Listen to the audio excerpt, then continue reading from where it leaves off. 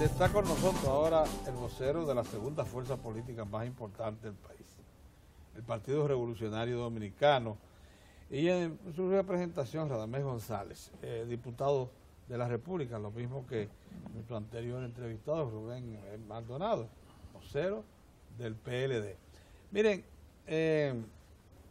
las encuestas que están publicando en estos días revelan algo que es indudable.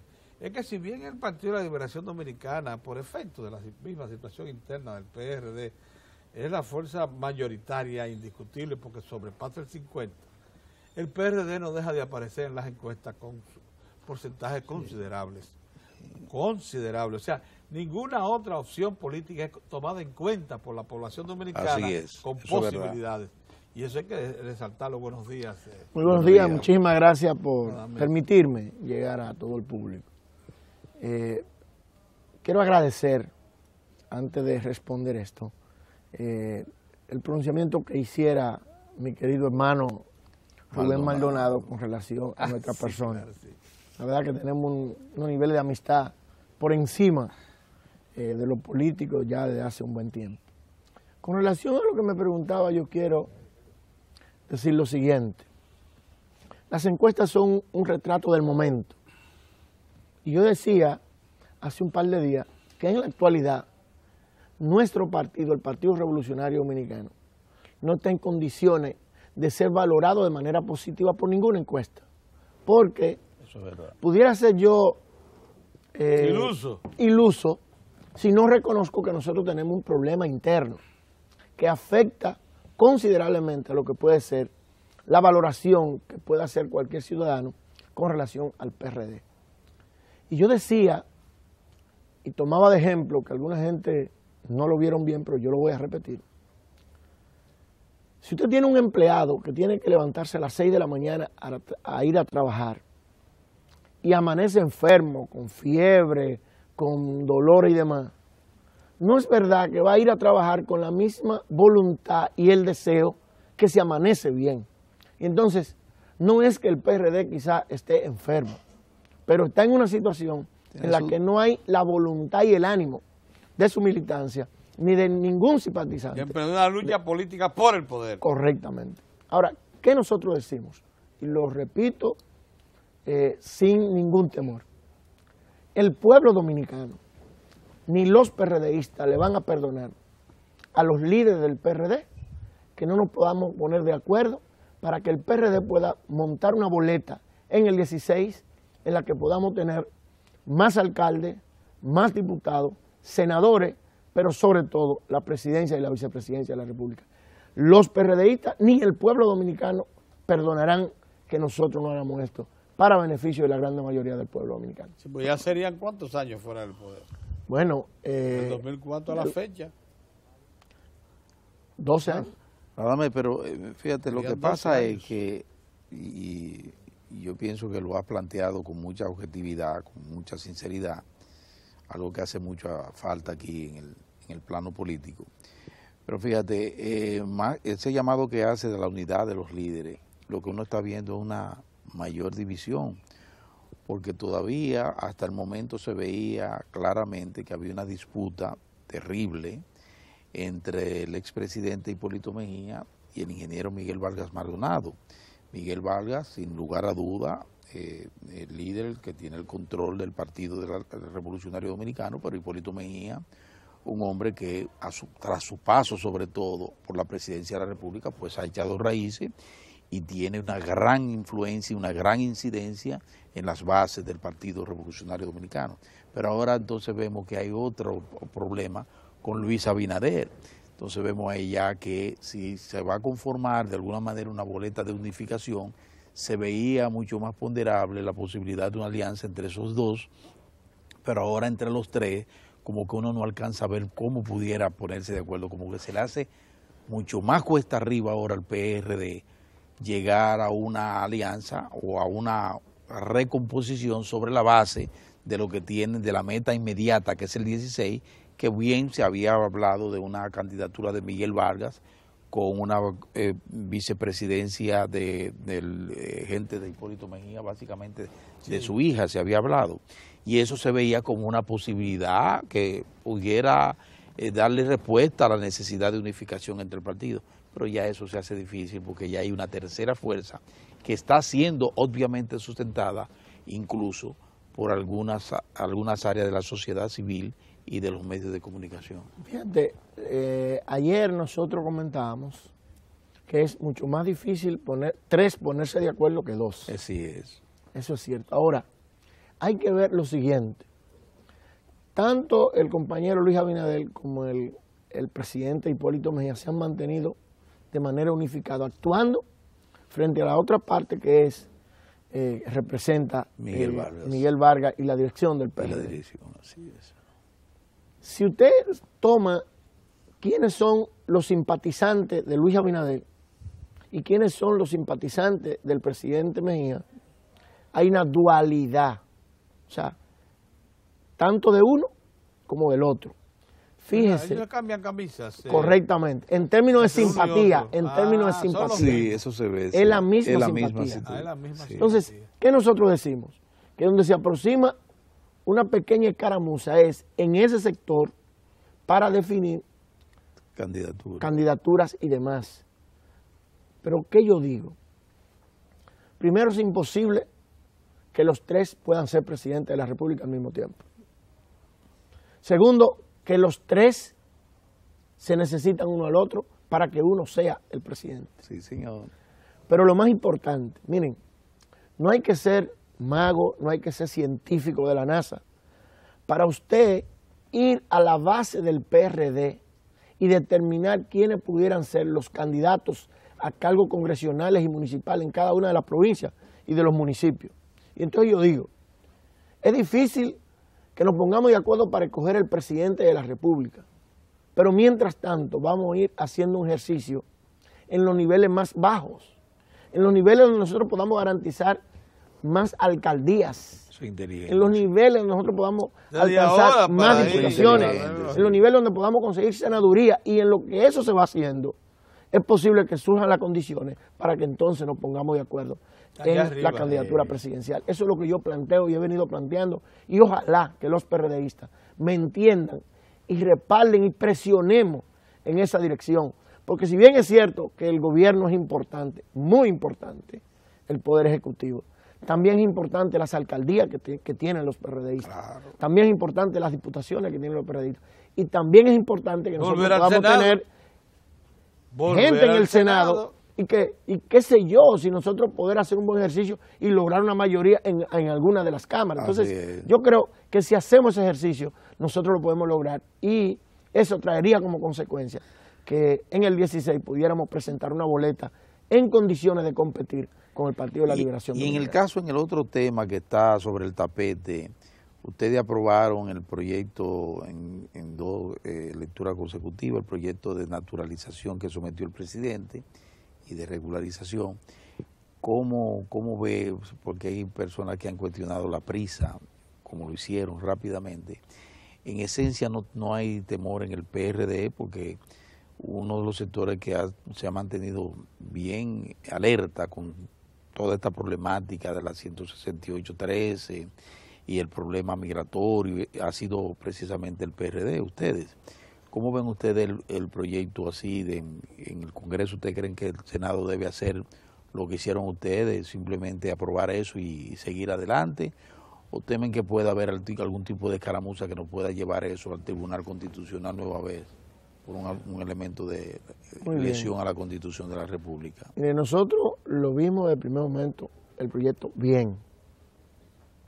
De hecho, recibimos respaldo de todos los líderes del PRD en el sentido de que el proyecto estaba muy bien.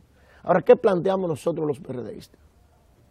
Que el pasado viernes se aprobara en primera lectura y se enviara a comisión para tratar de esos problemitas resolverse en lo que pudiera haber sido desde el viernes hasta el día de hoy que hay sesión.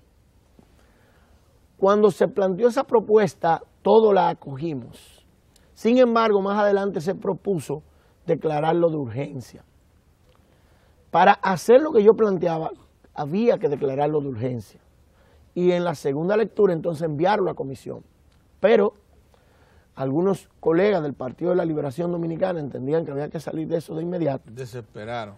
Y cuando sometieron la propuesta de que se aprobara en segunda lectura, el voto de los PRDistas para el procedimiento fue que no. Me explico.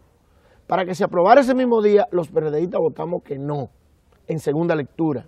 Ahora, cuando se sometió el proyecto, evidentemente nosotros votamos que sí, porque el proyecto en términos generales Claro. era un proyecto que bueno. para ir a unanimidad. Correctamente, el proyecto era bueno. Ahora, Exacto. nosotros tanto le dijimos al presidente como al vocero que acaba de marcharse de aquí, miren, yo pienso que nosotros damos una buena señal al pueblo si aprobamos el proyecto en primera lectura, lo enviamos a una comisión con plazo fijo hasta el martes o el miércoles, y eso nos da tiempo a que cualquier palabrita, que no es más que eso, que pueda tener alguna contradicción, pudiéramos verla. Lamentablemente no se pudo.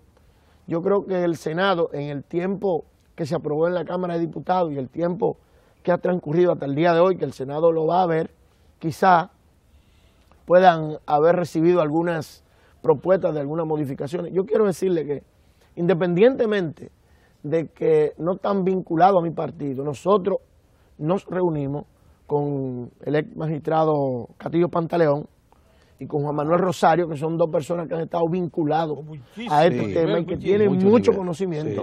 Y duramos alrededor de una hora y media discutiendo el tema, y habíamos acordado con ellos que en el transcurso del fin de semana íbamos a volver a iniciar un debate con ellos del proyecto. Sin embargo, eso fue truncado porque, lamentablemente, la mayoría de los legisladores que lo encabeza el Partido de la Liberación Dominicana decidieron aprobarlo en 2 lecturas consecutivas. Nosotros lo respaldamos, pero éramos de opinión que por lo menos 3 o 4 días pudiera ir a comisión a ver que pudiéramos solucionar cualquier problema que pudiera existir, porque ya escucho que hay la posibilidad de que algunos sectores puedan ir al Tribunal Constitucional solamente por una cuestión de una palabra o dos, que pudimos verla resuelto en ese momento. Bueno, la otra cosa, yo lo que le quería precisamente ocultar es lo siguiente. Puede haber temor de que cambie el voto en la Cámara de Diputados mayoritario, decidido con respecto al proyecto, si el Senado lo devuelve con esas correcciones. No creo. La Cámara de Diputados está consciente y los diputados estamos conscientes de la necesidad de ese proyecto, que viene a resolver un gran problema, porque yo que vivo en una zona que conozco de situaciones, o sea, ningún ciudadano de descendencia haitiana que tenga su documento, que se lo dio el Estado de manera normal, debe respetarse. Eso hay que respetarlo. Eso debe respetarse, y este proyecto de ley viene a resolver ese problema. Eso, sí. Entonces, yo creo que si el Senado de la República, por cualquier razón, tiene que hacer alguna ligera modificación, yo pienso que la Cámara de Diputados tendrá el deber de acogerlo. ¿A qué te atribuye? Oye, lo que acaba de decir Radamés es de un juicio extraordinario. Miren, pero ¿a qué tú atribuye que hay algunas personalidades que todavía no hayan llegado a esa conclusión? O sea, la de que la sentencia 168-13 del Tribunal Constitucional constituyó paso adelante. Nosotros hemos dicho que es histórico. Sí. ¿Por qué algunos la califican de fatídica? Y he visto a creadores de opinión pública del nivel de Juan Bolívar Díaz, de César Medina, decir lo mismo. Lo que pasa es que hay dos extremos. Y antes de iniciar esta conversación, usted hablaba de una persona que está como del otro lado. Si nosotros nos ponemos a prestar la atención tanto a un lado como al otro, evidentemente no vamos a hacer a los extremos, sí es. Como manda la ley. O sea, nosotros no podemos bajo ninguna circunstancia estar en los extremos. Nosotros tenemos que buscar un mecanismo en el que todos los dominicanos entendamos el papel que tenemos que desempeñar para, primero, resolver un problema humano, y la verdad es que es un problema de 100 años. Bastante viejo. Entonces, mire, yo vivo permanentemente en contacto con personas que pudiéramos decir que tienen algún nivel de problema en esa dirección. Y el drama que estaban viviendo, sobre todo ese segmento que yo acabo de decir, que vinieron, qué sé yo, vinieron hace cuántos años al país, que estaba en un ingenio y que con la tarjeta le dieron un documento, que tuvieron sus hijos y le dieron su acta de nacimiento como dominicano. ¿De qué forma tú eso se lo puedes quitar? No. Eso es imposible porque es una responsabilidad del Estado y como tal el Estado tiene que pagar por eso. ¿Y cuál es el pago que está haciendo? Bueno, regularizando a esas personas. Pero hay un asunto importante del proyecto y es la verdadera regularización que va a crear. Claro. Con esta ley nosotros vamos a saber cuántos extranjeros viven en la República Dominicana necesariamente. Tener control, porque a nosotros decimos ahora mismo, no, vive 500,000 de haitianos. Pero no, es una presunción. Usted no sabe si son 600, si son 700, si son 400, porque no hay ningún levantamiento. Sí. Aquí los haitianos llegan por negligencia de las autoridades. A propósito del muro que ustedes decían ahorita. Sí, no es muro, es negligencia de las autoridades. Entonces, se quedan por ahí y aquí no hay control. Y esta ley viene a tratar de controlar, no cuántos vienen, sino cuántos existen y cuántos hay en la República Dominicana. Ahorita cuando se mencionaba el muro, una de las cosas que debió decirse fue la siguiente. El muro no solamente parece recomendable por aquello de ponerle control a las salidas y entradas de mercancías y personas, pero fundamentalmente mercancías, sino también de productos como el carbón y productos maderables que están devastando al país. Así es. Que cruzan por la frontera. Entonces eso no puede ser. Nosotros podemos correr ese riesgo. Así es. Sí. Pero yo pienso, tanto como lo dijo Rubén, que el problema no es un muro, el problema es deficiencia de las autoridades. Si las autoridades dominicanas hacen lo que tienen que hacer, van a controlar la frontera. Claro, todos los países que hacen frontera terrestre hay dificultad, todos. Pero yo pienso que aquí hemos sido de alguna manera descuidados en poner la cosa en su justo lugar. Bien. Y no permitir que más ciudadanos haitianos puedan ingresar a la República Dominicana de manera ilegal. Estos problemas, estos debates y cosas impiden que el PRD prosiga adelante con su programa de actividades y en particular proceso de elección de autoridades y también de precandidatos. No, eso sigue marchando, o sea, eso ha seguido normal. De hecho, sí, claro, de hecho en la noche de ayer en mi municipio había una actividad con uno de los aspirantes a la Secretaría General. Santo Domingo Oeste. Oeste. Herrera, más específicamente. ¿Qué tipo de actividad? No, una asamblea con uno de los aspirantes a la Secretaría General. O sea, se está trabajando y el montaje de la convención el censo, ¿como cuánto montará? ¿Como cuánto censarán ustedes finalmente para...? ¿En el padrón? Sí. No, yo no pudiera dar esa cifra. Una suma ni siquiera... Porque nosotros no hemos circunscrito a trabajar en nuestro municipio. Pero no pudiera, la verdad no pudiera decirlo porque... 300, 400 mil. Debe tener más.